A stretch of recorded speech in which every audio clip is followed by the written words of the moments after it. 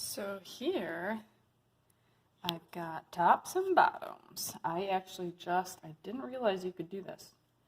I've started growing onion bottoms, and then I think they're supposed to grow green shoots out of the middle. This one is only a couple days old though. So and then of course I've got my carrot tops, just because I thought, well, if I'm gonna sprout the onion, I might as well do the carrot tops.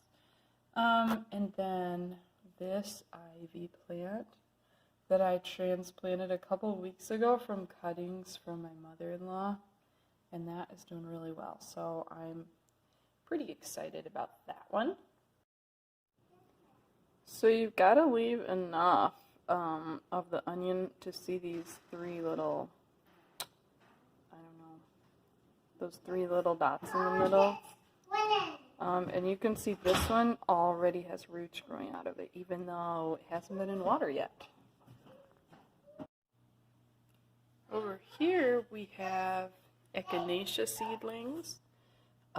These are coming up so well. And what I did this year was I put them in the garage, covered of course with, I just pretty much did it like you would any seed start. The only difference was after I covered them, I put them in the garage for a month. So it's a little colder in there, and I think that really helped them germinate. I am shredding cheese in my KitchenAid shredder, which I actually haven't used for a long time.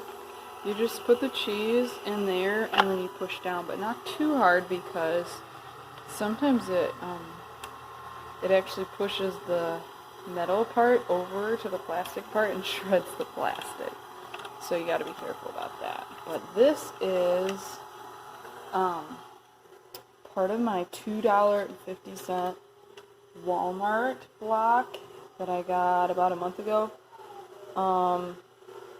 Yeah, and there's still this much left, so I'd love to use this like in burgers or something rather than shredded. But we'll see. I wanted some shredded cheese tonight, so look at that. It's like I don't know. It's like 1.5 inches of this cheese block turned into like a whole little mixing bowl of cheese. So here we have a mock turkey. I watched this series a couple years ago called Wartime Farm. It was about Britain in World War II and how farm families lived and got by. So this is like a fake turkey for Thanksgiving, and it's got parsnips, as you can tell. These are a little too big for my turkey, I think. I probably should have used some smaller ones. And then underneath is kind of like a meatloaf. I took a bunch of breadcrumbs, applesauce, and sausage and onions, and made a kind of meatloaf. And now I'm going to pop it in the oven at 350 for an hour, and we'll see how that comes out. So I'm attempting just a really big sheet pan meal today. I've got the chicken thighs. This is just a regular recipe I use. There's some seasoning on top. I usually just do the chicken thighs, and I'll pop them in the oven for an hour at 350. And then we'll eat 2 or 3 of them, and then the rest I'll pick the meat off. So I will do that, but today I added a bunch of carrots and also some kind of half-cooked parsnips from that mock turkey I made the other day. So we'll see how it goes. I feel like I'm still trying to figure out roasting vegetables. Sometimes they're still raw in the middle and hard on the outside, so maybe I'm just used to softer veggies. I don't know. But I'm going to stick this in the oven, and hopefully we can get at least 4 meals out of this. So in there is my sourdough pizza crust. I've been binge watching sourdough and cast iron cooking videos, and this is the result. We've got some toppings here, peppers and onions, some spinach right out of the garden that I'm going to put on there, tomato, and then I got to show you guys, I'm grating some cheese. The new cheese grater I got from Walmart. It's really neat because you can set it on its side and it's got these rubber things so it doesn't move. And then there's obviously on the other side bigger holes. But then it goes into a little drawer and you pull it out and there it is. And the holes are facing both ways. So instead of going like, you just go back and forth, back and forth, back and forth, and it goes really fast. And I am just in love with this brand new cheese shredder thing. Here is the finished pizza. I think I probably put too many toppings on, just too much quantity, but that's what it is. I also burned my hand taking the pan out. I don't know if you can see it. It's right here and also right here. So that's going to hurt for a while. Here's what my garden situation is looking like right now. I've got what was the greenhouse bed. All it's got in there is some spinach. I did replant a lot of stuff. It just isn't coming up, so I don't know what's up with that. Here I've got some beds that I prepared last year. They have sunk quite a bit, so I'm going to add a little more dirt, and then I'm going to put some newspaper on top and kind of just water it down so it sticks. And then I'll pop my little seedlings in there, and this is my newest thing. It's a hog panel, like a trellis, and I will put a link to the YouTube video I watched about this. I also had a friend do it, and hers looks far better than mine. But, you know, you work with what you've got. So, I used old T-posts that I found, and I think this is an 18-foot hog panel that I found, and it's broken down there in the corner. But I did this all by myself, so it's something that just one person can do.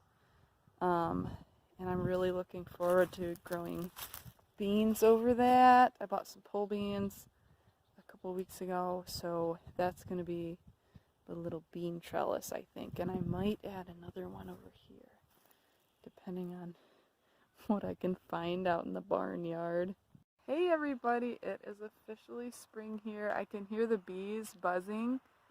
They are hard at work already, so you can see in the background my former garden.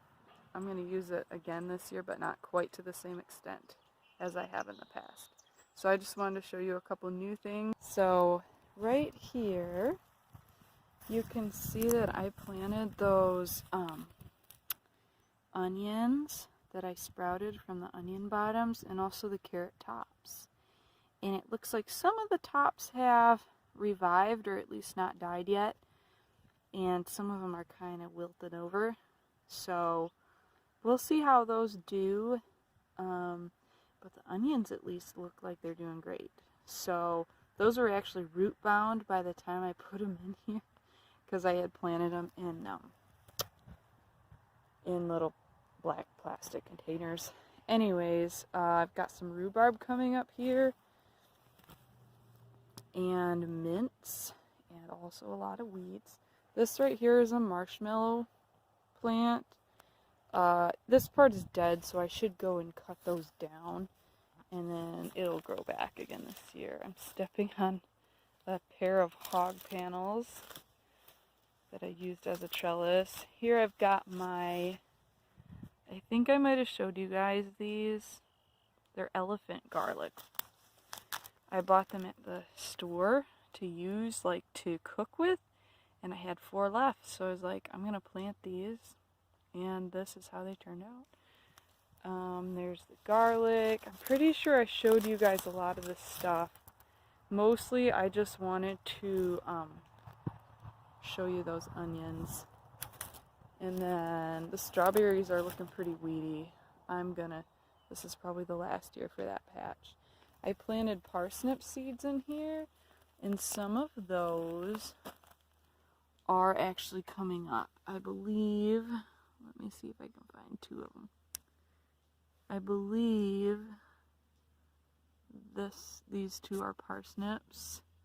I'm not 100% sure, but that one over there is a parsnip for sure. So yeah, those are coming up. I'm really happy about that. And then also I think it was one of you guys might have mentioned saving the parsnip seeds from last year's parsnips. So I've been digging these up slowly. I'm probably going to leave these to go to seed, and then we'll dig these up eventually and eat them before, if we can, before they get too woody. Yeah, and I haven't planted anything in those 3 beds. Pretty much just the onions. And then I've got some herbs here that... This is horehound. This smells really good. It's like licorice smelling. Or, no. And then this one is anise hyssop. That's the one that smells good, yeah. The horehound is okay, but the other one is the good one. So, that is my garden. And of course you can see over there, there's some delphiniums coming up under all that brush, and those are beautiful. I would highly recommend, if you can, growing those for cut flowers.